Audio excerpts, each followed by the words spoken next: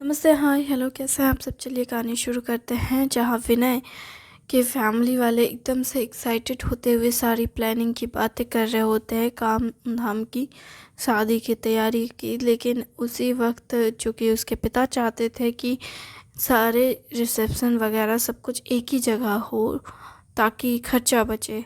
लेकिन उसकी माँ इस बात से बहुत ही नाखुश होती है और कहती है कि मैं अपने बच्चे की शादी की मिठाई ना खाऊं, आप ये कहना चाहते हैं। जिस पर वो कहते हैं कि क्या मतलब है तुम्हारा। जिस पर वो कहती है कि बाराती विदाई होने के बाद घर की औरतें घर में रहती हैं, घर की देख रेख करती है, बाकी रिश्तेदारों को देख रेख करती है, खिचड़ी बना कर खाती है और ये सारी रस्म वगैरह होती है। वो सारी चीज़ें बता रही होती है। तभी वो कहते हैं तो इससे क्या हो गया, मैं तुम्हारे लिए थाल भिजवा दूंगा। वो कह देती है कि क्या मतलब है थाल भिजवा देंगे। जिस पर विनय उन दोनों के झगड़े को बढ़ते हुए देख शांत कराता है, कहता है कि चुप हो जाइए और सुनिए मेरी बात। पापा का कहना गलत नहीं है। अगर एक जगह खर्चा होता है तो ये सही है। हमारे सारे रिश्तेदार एक इकट्ठे खा लेंगे, वो इकट्ठे खा लेंगे। लेकिन अब माँ की ख्वाहिश की बात हो गई तो एक काम करते हैं, हम शादी सिर्फ करवाते हैं उस दिन, रिसेप्शन वगैरह अलग से किसी दिन करवाते हैं। दोनों तरफ के लोग एक दूसरे दिन खा लेंगे। अच्छा, ऐसा क्यों? क्योंकि माँ, वैसे भी हमारे यहाँ शादियों में दूल्हा दुल्हन वैसे भी खाना नहीं खाते हैं शादी के दिन। और दुल्हन की फैमिली तो उसके माँ बाप, खैर उसके तो माता पिता नहीं हैं, लेकिन जो भी कन्यादान करेंगे वो तो नहीं खाते हैं ना। हाँ, खाना तो नहीं खाते। तो फिर एक काम करते हैं, आपका भी मन रह जाएगा, पिताजी का भी मन रह जाएगा। हम एक बार उनसे बात कर लेते हैं। ऐसे होगा कि हम सारे रिश्तेदारों को जो लोग स्पेशली रिसेप्शन के दिन आने वाले हैं, हम लोग कार्ड में लिख देंगे कि इस दिन को रिसेप्शन होने वाली है। चाहे दुल्हन की तरफ से हो चाहे दूल्हे की तरफ से हो, रिसेप्शन इस दिन को होने वाली है। तो जिसको आना होगा वो उस दिन आएंगे। जो गिन चुन के जो करीबी रिश्तेदार हैं जो हमारे यहाँ या उनके यहाँ खाना खाएंगे, लेकिन वो बाराती का स्वागत, तो हम इतना बारात नहीं लेकर जाएंगे माँ। हम वही कुछ लोगों को लेकर जाएंगे जो थोड़ा बहुत, जो नखरा नहीं करेंगे, जो कुछ भी खाने को देंगे तो वो खा लेंगे। मतलब ऐसा कोई खास ये, लेकिन वो तो इंतज़ाम करेंगे ना खाने पीने का, उनका तो खर्चा होगा। तो एक काम करेंगे, हम उन्हें कहेंगे कि ज़्यादा डिशेस रखने की ज़रूरत नहीं, कम से कम 4-5 डिशेस काफ़ी हैं। पूरी कचौड़ी, पूरी मतलब कचौड़ी या नान में से कुछ रख लेंगे, थोड़ा बहुत पुलाव और सब्जी 2 तरह का, और मिठाई एक रसगुल्ला, हो गया। 5 चीज़ तो हो गई ना। और क्या, बस हो गया, इतना काफ़ी है। बाकी सारी चीज़ें रिसेप्शन के दिन होगी। तो क्या ये सही होगा? उनके रिश्तेदार गुस्सा नहीं करेंगे? नहीं, एक बार बात करके देखते हैं ना। अगर ऐसा होगा तो बेहतर होगा। वैसे हमें भी खाना खाने को मिल जाएगा, वरना हमें तो खाने को मिलेगा ही नहीं। क्योंकि अगर एक दिन हुआ तो उस दिन तो हम खा ही नहीं सकते, उसके दूसरे दिन ही हमें बासी खाना, वो भी बचा कुचा खाने को मिलेगा। ज़रूरी भी नहीं है कि हमें खाने मिल ही जाए सारी डिशेस, उसमें से कुछ भी मिलेगा कुछ नहीं मिलेगा। अच्छा ठीक है ठीक है, एक काम करते हैं, बात करते हैं, बातचीत करके देखते हैं कि कैसे करना है सब कुछ। अरेंजमेंट के बारे में सारी चीज़ें बात करते हैं। कॉल पे बात करना सही नहीं होगा मेरे हिसाब से, घर जाकर बात करते हैं। सही कहा, लेकिन घर जाके बात करना सही नहीं होगा। किसी रेस्टोरेंट में बुला देते हैं। हाँ ठीक है, ये भी सही है। लेकिन रेस्टोरेंट में बुला लेंगे तो हम लोग शादी की बातें करेंगे तो आसपास के लोग क्या सोचेंगे। नहीं नहीं, ये सही नहीं होगा, घर पे ही बात करना सही है। तो क्यों ना इस बार उन्हें हम अपने घर पे बुला लेते हैं। उसी वक्त फिर से फ़ोन बजता है। दादाजी फ़ोन करते हैं, विनय के पापा उठाते हैं, कहते हैं हाँ हेलो, हाँ बोलिए, नमस्ते। वो कहते हैं कि मैं सोच रहा हूँ कि क्यों ना रिसेप्शन बाद में रखें। विनीता के दादाजी की बात सुनकर विनय के पापा और परिवार वाले सब हैरान होते हैं। कहते हैं दादाजी हम भी यही सोच रहे थे कि क्यों ना हम लोग रिसेप्शन बाद में रखें। शादी का दिन है, शादी सभी लोग एंजॉय करना चाहते हैं तो शादी को ही एंजॉय करने के लिए रखते हैं। खाने पीने का जहाँ तक सवाल रहा तो हम उन्हें नॉर्मली कुछ भी खिला देते हैं और सभी को रिसेप्शन के दिन के लिए कह देते हैं। एक्चुअली हम एक काम करते हैं, दिन के टाइम पे जो कि शादी हो रही है और अगर हम उसी दिन रिसेप्शन भी रखते हैं तो कोई दिक्कत नहीं है। शादी के बाद तो इंसान कुछ भी खा सकता है, चाहे वो लड़का हो या लड़की हो। मतलब विनीता, हाँ आप सही समझ रहे हैं, इधर विनीता भी यही कह रही थी। अच्छा ठीक है, तो उसी दिन रखते हैं तब। हाँ, एक काम करते हैं, शादी हमारे घर में रखते हैं और जो इथी होती है, क्या बोलते हैं, खाने का जो प्रोग्राम है वो किसी होटल या रेस्टोरेंट में रखते हैं। वैसे होटल में ही रखना ज़्यादा बेहतर होगा या किसी धर्मशाला वगैरह ले लेते हैं हम लोग, जहाँ अच्छे से खाना वगैरह सारी अरेंजमेंट हो सकती है। या तो फिर हम वहीं पे शादी करवाते हैं और दिन में शादी होगी, रात में रिसेप्शन होगा, अगर इससे कोई प्रॉब्लम ना हो किसी को तो। वैसे प्रॉब्लम तो नहीं है, उसकी माँ भी इशारे में कहती है कि कोई प्रॉब्लम नहीं है, ये चलेगा क्योंकि इस दिन में शादी है। तो फिर वो कहते हैं ठीक है, तब अगर ये सही है तो ठीक है, सब कुछ तब ठीक है। ये कहते हुए सब एग्री करते हैं और फाइनली डिसाइड होता है कि जिस दिन शादी होगी उसी दिन रिसेप्शन होगा। बस शर्तें ये है कि वो विनीता के घर पे रिसेप्शन नहीं होगा। शादी दिन भर होगी, शाम के वक्त विनीता जो भी घर में रीति रिवाज है वो सब होने के बाद वो घर वहाँ हॉल में जाएगी, वहाँ पे पार्टी वगैरह होगी, रिसेप्शन वगैरह होगा, दिन चेंज होगा, फिर वहीं से फिर उसकी विदाई होगी। ये फाइनली डिसाइड होता है। हालांकि कुछ लोग इस बारे में एग्री इस बात से नहीं होते। कुछ लोग कहते हैं नहीं, बेटी की विदाई तो घर से होती है, उसे घर जाना चाहिए, घर जा कर के घर से फिर विदाई होगी। सबकी ये सारी डिस्कशन चल रहे होते हैं। विनय वो सुन रहा होता है, विनीता भी अपने घर में ये सारी बातें सुन रही होती है।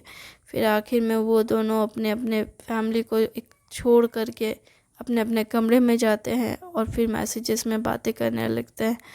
तुम्हें क्या लगता है कैसी होगी हमारी शादी? तुम्हें कैसी चाहिए? पता नहीं, घर का माहौल देखकर मैं सोच रही हूँ कि अब शादी करूँ भी कि ना। क्या मतलब है, तुम मुझसे शादी नहीं करना चाहती? अरे शादी तो तुमसे करना चाहती हूँ, लेकिन प्रॉब्लम यह है कि मुझे समझ नहीं आ रहा कि मैं क्या करूँ। मेरे घर वाले इतने एक्साइटेड हैं कि उन्हें समझ ही नहीं आ रहा कि कहाँ से क्या शुरू करूँ। उन्हें ये तो पता है कि क्या क्या करना है, लेकिन ये समझ नहीं आ रहा उन्हें कि कैसे करना है। मैं सोच रही हूँ किसी वेडिंग प्लानर को हायर कर लूँ, ज़्यादा बेहतर होगा। वैसे हम लोग इससे खाली भी रहेंगे, लेकिन जिस तरह के मेरे दादाजी हैं वो तो खुद ही सब कुछ करेंगे और मेरे पापा के बाद और मेरे पूरे फैमिली में मेरी शादी बहुत सालों के बाद, मतलब इस घर में बहुत सालों के बाद शादी हो रही है किसी की। तो मेरा भी सेम हाल है। मेरे पापा और चाचा की शादी के बाद पहली बार मेरे घर में भी शादी हो रही है काफ़ी सालों के बाद। सही कहा, काफ़ी सालों के बाद तुम्हारे और मेरे दोनों के घर में शादी हो रही है और हमारे घर वाले जैसे पागल हो गए हैं। सही कहा। वैसे क्या तुम आज काम पे नहीं जा रहे हो? अरे हाँ, मैं तो भूल ही गया था, लेकिन ठीक है, तुमने मुझे याद दिलाया। बाय, बाद में बात करते हैं। ये कहते हुए वो मैसेज बंद करता है फ़ोन और फिर ऑफिस के लिए तैयार होता है। अपनी बैंकिंग के जॉब के लिए फिर भाग भाग के जाता है। जाने के बाद वहाँ पे भी उसे यही सुनने को मिलता है कि अब तुम्हें बाहर जाना पड़ेगा। वो कहता है कि मैं नहीं जाना चाहता हूँ सर, मेरा इस महीने शादी है। तो वो कहते हैं तो ठीक है, अगर इस महीने तुम्हारी शादी है तो 6 महीने बाद या 2 महीने बाद चले जाना। एक काम करो, बहुत अच्छी जगह है। कौन सी जगह है सर? न्यूज़ीलैंड। न्यूज़ीलैंड? नहीं सर, मुझे कहीं नहीं जाना। अरे न्यूज़ीलैंड बहुत अच्छा जगह है, घूमने लायक है, बहुत अच्छी। मतलब तुम चाहो तो अपना हनीमून वहाँ पे मना सकते हो। उसके बॉस उसे इतनी चापलूसी वाली बातें करता है कि वो सुनते सुनते आखिर में कहता है कि ठीक है सर, मैं इस बारे में सोच के बताता हूँ। वो भी आखिर में ये कहकर चला जाता है सर के कैबिन से। फिर वो कहते हैं टेबल पे बैठकर, क्या मैं करूँ? मैसेज करता हूँ विनीता को। हाय। विनीता पहले उसके मैसेजेस नहीं देखती है, जब देखती है तो कहती है हाय, क्या हुआ है? तुमने बस एक हाय का मैसेज भेजकर रखा है, कुछ हुआ है क्या? मुझे बताओ, क्या बात है? तुम कुछ परेशान हो? विनय उसके मैसेजेस रीड करके हैरान होता है और कहता है तुम्हें कैसे पता कि मैं परेशान हूँ? जब तुम सिंगल मैसेज करते हो तो इसका मतलब तुम परेशान हो। जब तुम मैसेजेस के ऊपर मैसेजेस करते हो तो इसका मतलब तुम की क्यूरियोसिटी में हो। और जब तुम बहुत ज़्यादा मैसेजेस करते हो इसका मतलब है कि तुम रुक रुक के, खास करके जब मैसेज करते हो मतलब तुम फिक्र कर रहे हो। अच्छा, तुम्हें कैसे पता? बस पता चल जाता है। अगर टाइम गैप ज़्यादा है तो मतलब तुम फिक्र कर रहे हो, अगर टाइम गैप ज़्यादा नहीं है तो मतलब तुम क्यूरियस हो। और अगर तुम ऐसे हाय बोलकर मैसेज भेज रहे हो मतलब तुम कुछ बहुत ज़्यादा गहरे सोच में पड़े हो और तुम्हें नहीं पता कि तुम्हें क्या करना है। इसलिए तुम जानना चाहते हो, बात करना चाहते हो, लेकिन तुम ठीक से बोलना नहीं चाहते। तुम चाहते तो हो जवाब, लेकिन तुम जवाब देने के चाहने के बजाय तुम सवाल पूछने से ही डर रहे हो। सही कहा तुमने। तो अगर जब मैं ये सही कह रही हूँ तो मुझे बताओ क्या हुआ है? वो कहता है ज़्यादा कुछ नहीं, बस मेरी फैमिली। तुम्हारी फैमिली क्या? मेरी फैमिली चाहती है कि मैं क्या? मेरी फैमिली मतलब चाहती है कि मैं यहाँ रहूँ और मैं भी यहीं चाहता हूँ। लेकिन लेकिन लिख करके वो छोड़ देता है। उसके बाद वो फ़ोन भी काफ़ी हद तक वाइब्रेशन में करके रख देता है। मैसेजेस करती है विनीता, क्या लेकिन क्या हुआ है? किस बात से परेशान हो? कहीं तुम्हें फिर से कहीं बाहर जाना तो नहीं पड़ रहा है? लेकिन वो मैसेज कहाँ से देगा, क्योंकि उसके सर सर पे खड़े रहते हैं और वो कहते हैं क्या बात है, आज तुम ठीक से काम नहीं कर रहे हो? वो कहते हैं कि सर, आप तो यहाँ पे विज़िटिंग करने आए थे ना, तो फिर आप यहाँ मेरे पास बैठे क्यों हैं? अरे, तुम ब्रांच के मैनेजर हो, तुम सब कुछ हैंडल करते हो। अब तुम्हें बाहर जा कर के भी दूसरे ब्रांच को हैंडल करना है, तो तुम्हें पता तो है कि मैं तुम्हें बस विज़िट करने आया था और तुम्हें बताने की क्या करना है नहीं करना है। पर मैंने सोचा कि थोड़ा इधर उधर घूम भी लूँ। जब मैंने इधर उधर घूमा तो मुझे पता चला कि तुम बहुत अच्छा काम कर रहे हो। शायद इसलिए तुम्हें सिलेक्ट किया गया है बाहर जाने को लेकर के। वैसे तुम बहुत अच्छे हो, लेकिन चलो, अच्छा है कि तुम किसी और जगह शिफ्ट होने वाले हो, फिर मैं यहाँ पे रहूँगा। अच्छा, तो क्या आप इसलिए यहाँ आए हैं ताकि इस जगह को अच्छे से देख लें? सच कहूँ तो हाँ, और सच कहूँ तो ना। पर बेहतर होगा कि तुम जल्दी डिसाइड करो। क्या है ना, ज़्यादा वक्त कोई नहीं देगा, 6 महीने से तो ज़्यादा वक्त तुम्हें मिलने नहीं वाला। और मुझे लगता है 6 महीना काफ़ी है फैमिली फ्रेंड्स और सबको गुड बाय बोलने का। क्योंकि इस बार जब तुम जाओगे न्यूज़ीलैंड तो मुझे नहीं लगता कि तुम जल्दी वापस आओगे।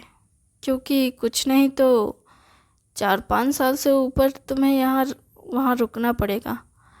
और इस बार तो शायद तुम्हारा काम भी बहुत ज़्यादा बढ़ने वाला है।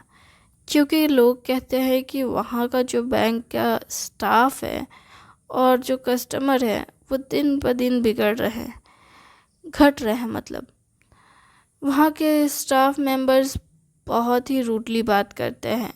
और जो लोग हैं जो बैंक में आते जाते हैं काम कस्टमर, वो दिन ब दिन घटते जा रहे हैं। और इसी वजह से तुम्हें वहाँ पे बुलाया जा रहा है। और तुम्हें पता है कि तुम्हें क्या करना है, इसलिए तुम्हें जाने की तैयारी कर लेनी चाहिए, वो भी जल्दी ही। क्योंकि अगर तुम नहीं गए तो पता नहीं किसे मौका मिलेगा, लेकिन जिसे भी मिलेगा वो शायद बहुत लकी होगा। इसलिए तुम डिसाइड कर लो जल्दी। अपनी फैमिली और फ्रेंड्स को गुड बाय बोलने के लिए तैयार हो जाओ, या तो फिर बैंक को गुड बाय बोल दो। मैं बैंक को गुड बाय क्यों बोलूँ? मुझे अगर बाहर नहीं जाना तो भी मैं अपने लोकल ब्रांच में काम कर सकता हूँ। हाँ ठीक है, तुम्हें जो करना है करो, पर ध्यान रखना कि तुम अच्छे से काम करना और झगड़ा लड़ाई बिल्कुल मत करना। वहाँ पे बहुत अजीब तरह के लोग भी आते हैं, ध्यान रखना अपना। ये कहते हुए वो जाने लगता है। विनय कहता है, मैं तो जाने नहीं वाला। हाँ, पर ट्राई करना जाने का। बाय, वैसे कॉन्ग्रेचुलेशन। ये कहकर वो जाने लगते हैं। विनय उसे थैंक यू कहते हुए उसे जाने देते हैं। तभी विनय का फ़ोन बजने लगता है। विनय तुरंत फ़ोन रिसीव करता है और कहता है, क्या हुआ? हेलो। उसे पता नहीं होता कि विनीता ने फ़ोन किया है, क्योंकि उसने काफ़ी मैसेजेस भेजे लेकिन विनय ने मैसेजेस सी नहीं किए। तो आखिर में विनीता परेशान होते हुए फ़ोन कर बैठती है और कहती है, क्या हुआ है तुम्हें? कहीं तुम जाने वाले तो नहीं हो ना? विनय तुरंत कहता है, हाँ। विनीता कहती है, ठीक है, कोई बात नहीं, अपना ख्याल रखना और हो सके तो ठंड के कपड़े पैक कर लेना ज़्यादा से ज़्यादा। तुम्हें ऐसा क्यों लगता है कि मैं ठंडी जगह पे जा रहा हूँ? मोस्ट प्रॉब्ली तुम ठंडी और नॉर्मल वेदर वाले जगह पे ही जाते हो, लेकिन चाहे तुम जहाँ भी चले जाओ मैं हमेशा तुम्हारे पास आ जाऊँगी। समझ आई बात? ठीक है, समझ गया। तो तुम सच में मुझे गुड बाय बोल रही हो? तुम मुझे गुड बाय बोल रही हो क्या सच में? ये इतने रुक रुक के बोलने जैसी बात नहीं थी, तुम आराम से कह सकते थे। पर मैं नहीं कहना चाहता। सच कहूँ तो मैं काफ़ी सालों से इधर उधर के मतलब देशों में घूमता रहा हूँ, काम करता रहा हूँ। मेरे अंदर और हिम्मत नहीं है कि मैं और किसी कंट्री में जा कर के काम करूं।